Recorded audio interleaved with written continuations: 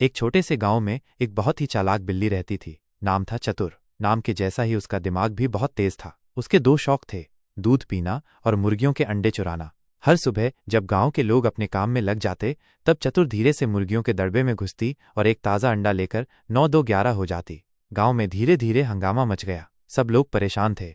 हमारे मुर्गे तो रोज अंडे दे रहे हैं, पर अंडे जा कहाँ रहे हैं। सबसे ज्यादा परेशान थी टुनटुन मौसी, जिनकी मुर्गी झमकली रोज सबसे बड़ा अंडा देती थी। मौसी को बड़ा गुस्सा आता।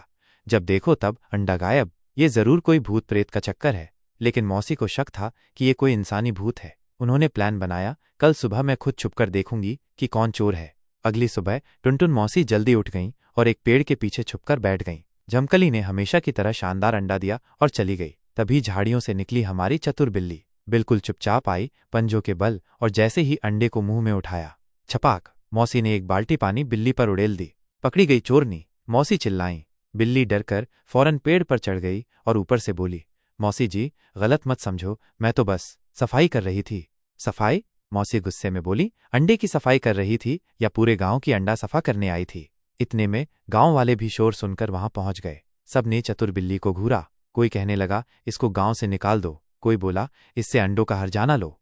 चतुर बोली, ठहरो ठहरो, मैं माफी मांगती हूं, लेकिन बदले में मैं एक राज बताऊंगी जिससे तुम्हारे अंडे दोगुने हो सकते हैं।